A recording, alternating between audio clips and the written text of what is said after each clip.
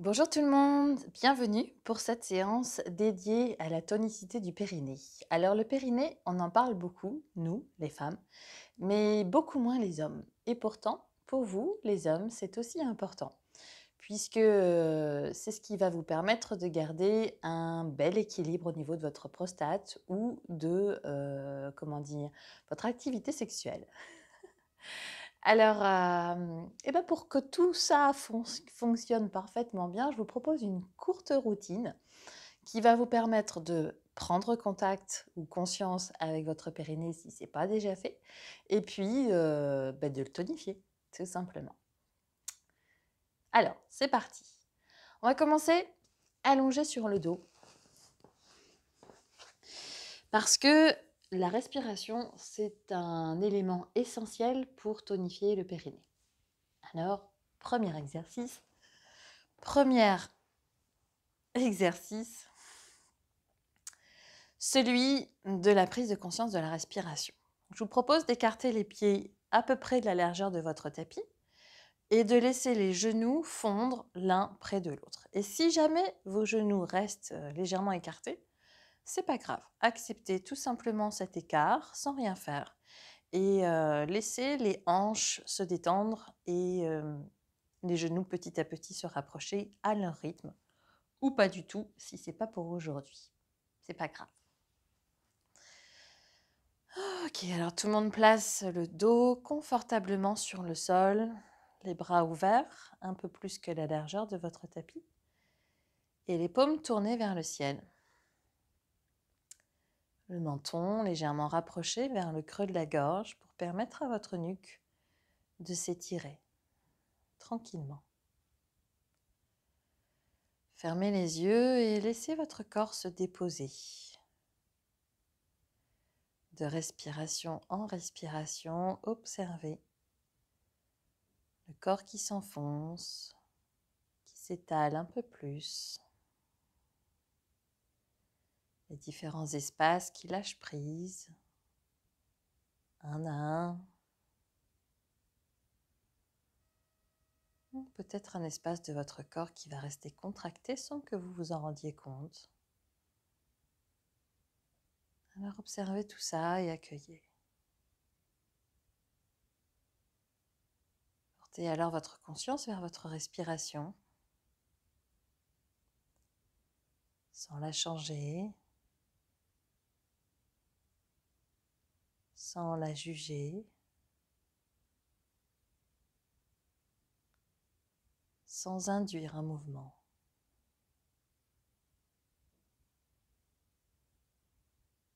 Observez comme un observateur extérieur, sans jugement et sans attente.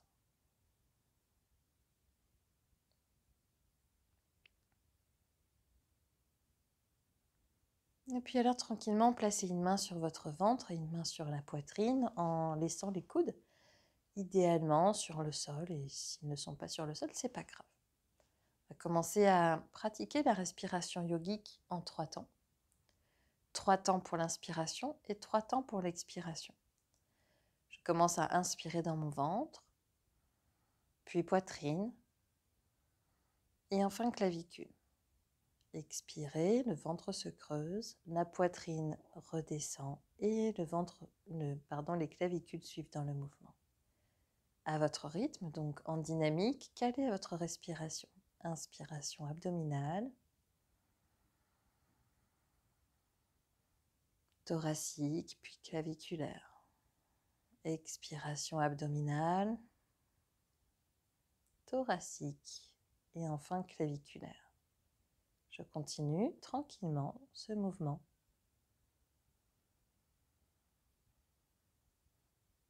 En laissant toute mon attention déposée sur le souffle, sans partir à l'aventure dans vos pensées, de manière à ce que cet exercice, ce pranayama, soit fait en conscience et puisse être totalement bénéfique à votre corps.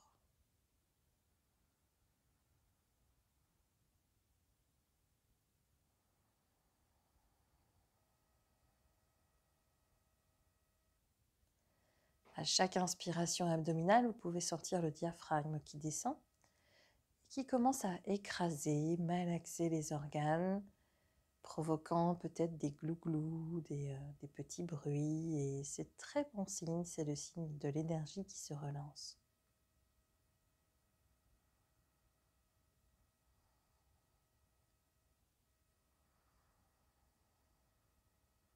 Puis à l'inspiration thoracique, la poitrine se gorge, les poumons se gonflent dans les bronches, les bronchioles, et puis on peut sentir que les côtes commencent à s'écarter par la pression des poumons qui grossissent.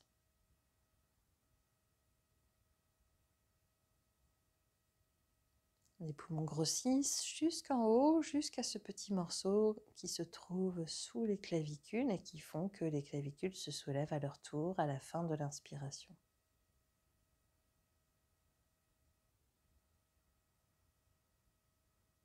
Puis l'expiration est totalement passive, le ventre en premier lieu, sans forcer, puis j'observe mon corps qui se dégonfle tout doucement à son rythme, provoquant ainsi les clavicules qui descendent. Et puis je vais étirer mon expiration par rapport à l'inspiration. Donc l'inspiration est plus courte que l'expiration, pour permettre à mes poumons de se vider le plus possible et ainsi se remplir avec un oxygène plus pur, si on peut dire ça. En tout cas, laissez sortir tout le gaz, tous les résidus gazeux qui restent stockés dans les poumons, parce qu'on n'expire pas jusqu'au bout. Et donc on maintient, comme si c'était dans le fond de la bouteille, un gaz inutile qui prend de l'espace sur la capacité globale totale de l'inspiration des poumons.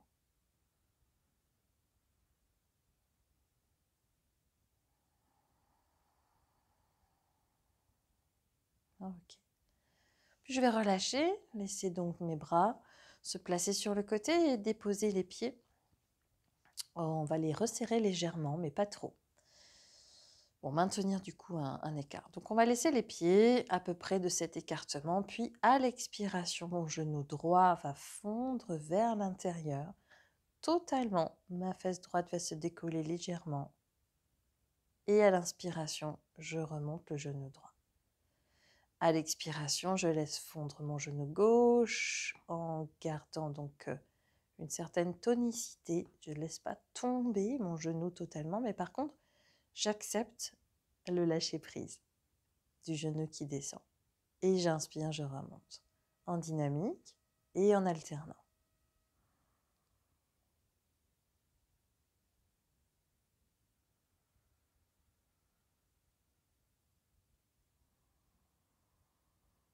Quelques mouvements pour permettre à vos hanches de se relâcher légèrement.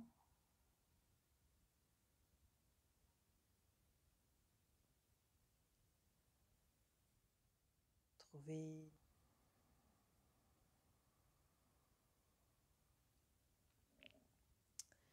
dans ce mouvement, je travaille mon périnée, mes abdominaux, tout en douceur et l'ouverture de mes hanches. La mobilité.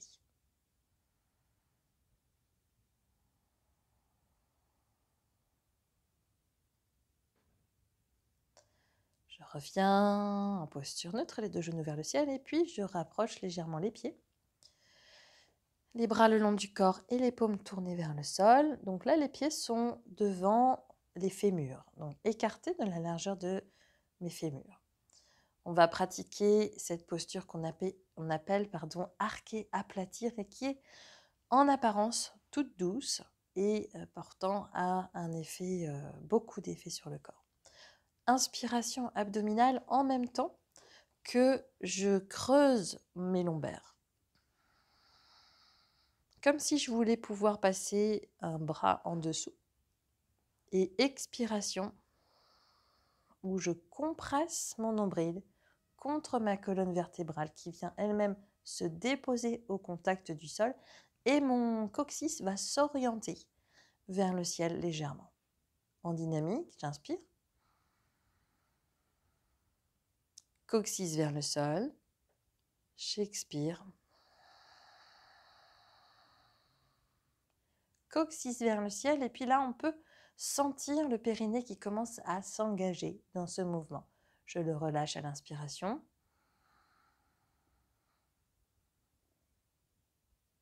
Et je le tonifie, je l'engage à l'expiration.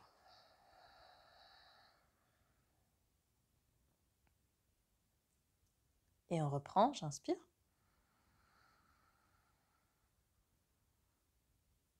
Je tonifie mon périnée qui est donc ce muscle qui part du sphincter jusqu'à l'urtère. Pour les hommes, bien sûr.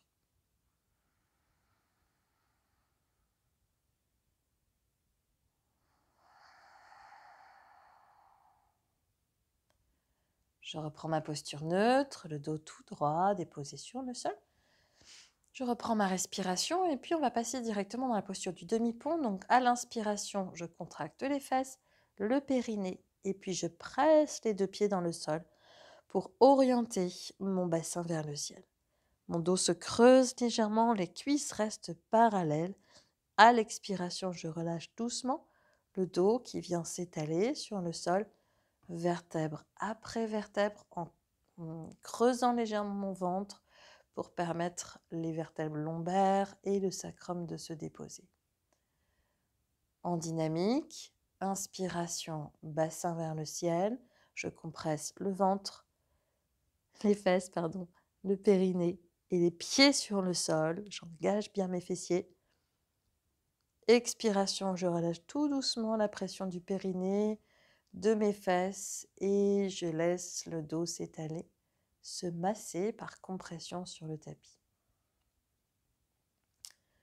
Allez-y, chacun à votre rythme, en gardant le menton vers le creux de la gorge pour éviter que la tête aille en arrière.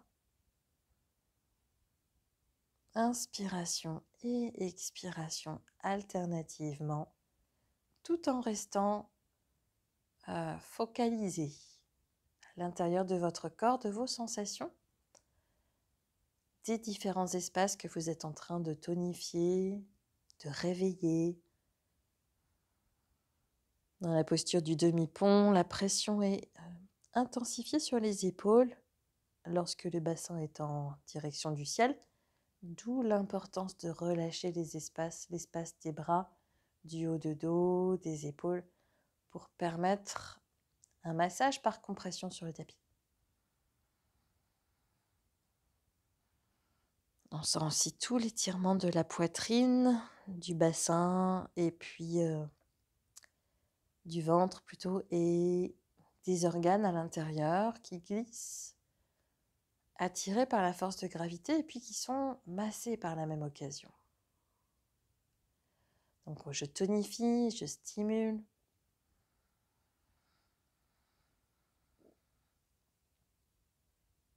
De multiples bienfaits.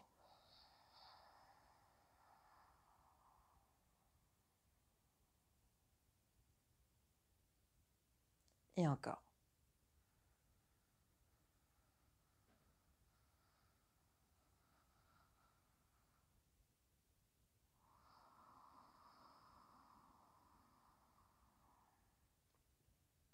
Ok, dernière expiration. Je laisse mon dos se relâcher sur le sol et puis je passe dans la posture de l'ourson pour étirer le bas du dos qui a été stimulé par la posture du demi-pont. Donc j'attrape mes 2 genoux, les cuisses sont rapprochées près de mon ventre. Je sens alors les lombaires qui tirent un peu peut-être. Je n'hésite pas à basculer et à bercer mon corps vers la droite, vers la gauche, en relâchant pleinement les fesses et en respirant dans le ventre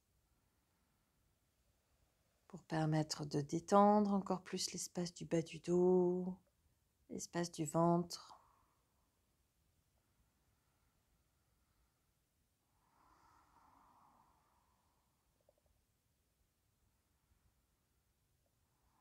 Posture neutre, je ramène mon dos sur le sol, puis mes genoux vont s'ouvrir, mes 2 plantes de pied vont se coller l'une contre l'autre et je colle les tranches externes de mes mains. Donc je les colle l'une contre l'autre, mes mains vont passer sous les talons. Je soulève le haut de mon dos, ma tête, et puis dans la posture donc de la bascule, je vais essayer de rapprocher mes orteils au plus près de mon front, comme si je voulais prendre le moins d'espace possible sur le sol, comme si mon dos voulait être le moins en contact possible.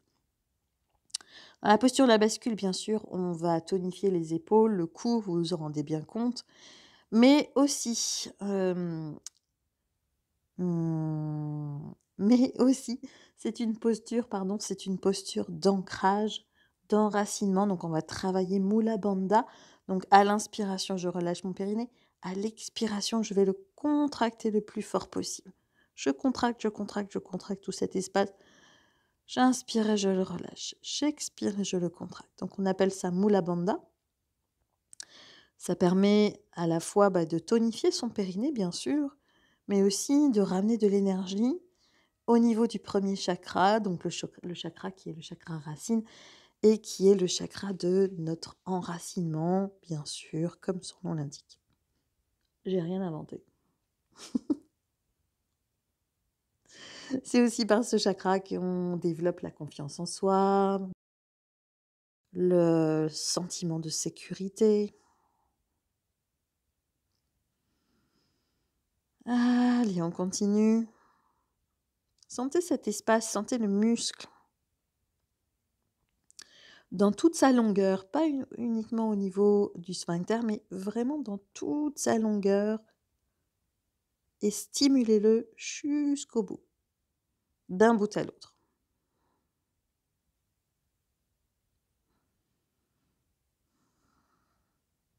Je le relâche, je dépose et je vais venir m'asseoir dans la posture du bateau. Posture du bateau, les mollets sont parallèles au sol, je suis donc en équilibre sur les fesses et puis les bras vont vers l'avant. Le dos reste tout droit et plus je vais écarter, plus ça va intensifier la pression, les exercices au niveau de la ceinture abdominale. Alors, on va respirer, on va continuer de pratiquer Mula Bandha. À l'inspiration, je relâche. À l'expiration, je contracte sans froncer les sourcils ou sans griffer les doigts de pied, sans mettre les doigts de pied en griffe.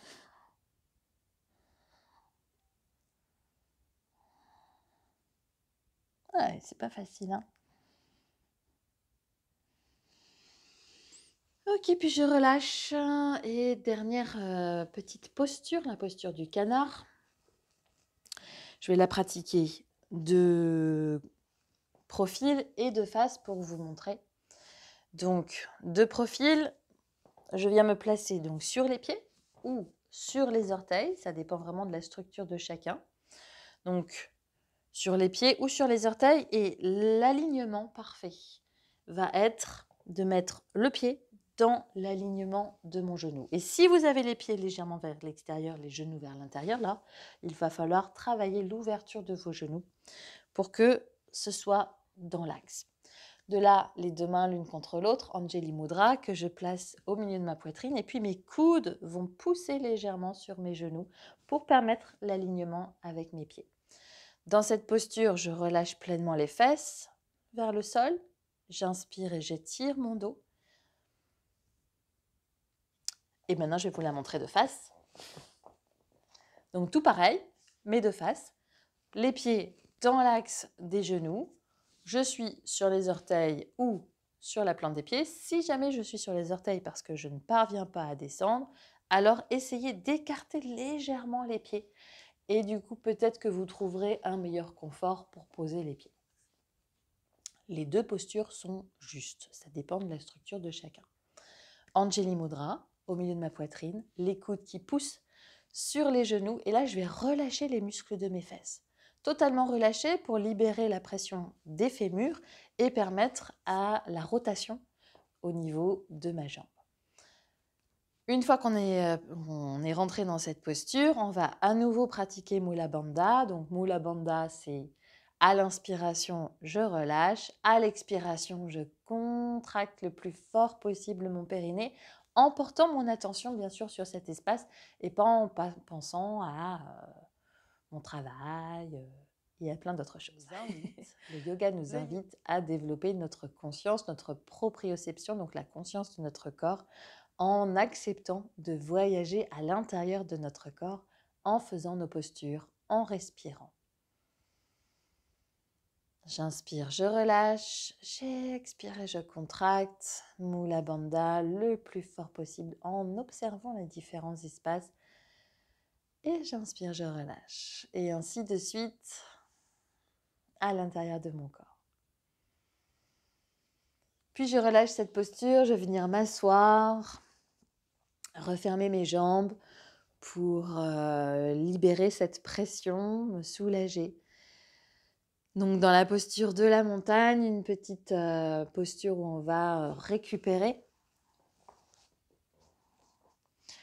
À l'inspiration, je vais redresser mes bras et puis je vais les laisser fondre sur mes jambes, genoux fermés idéalement, pour déposer ma tête, mon menton, mon front, ce qui va être le plus agréable pour moi. Et puis si jamais vous avez vos jambes ouvertes, genoux ouverts parce que vous avez un peu de ventre, pas de la poitrine, à laisser passer, c'est très bien aussi.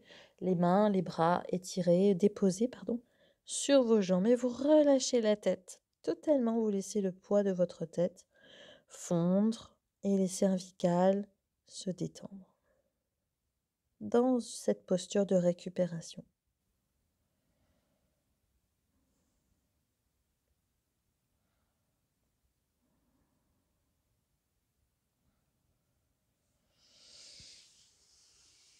Et voilà, je vous invite à redresser votre tête, à venir vous asseoir pour terminer cette séance. Je vous remercie infiniment d'avoir suivi cette séance avec moi. J'espère qu'elle vous aura donné envie d'en voir d'autres. À très bientôt, je vous embrasse fort. À bientôt, merci beaucoup.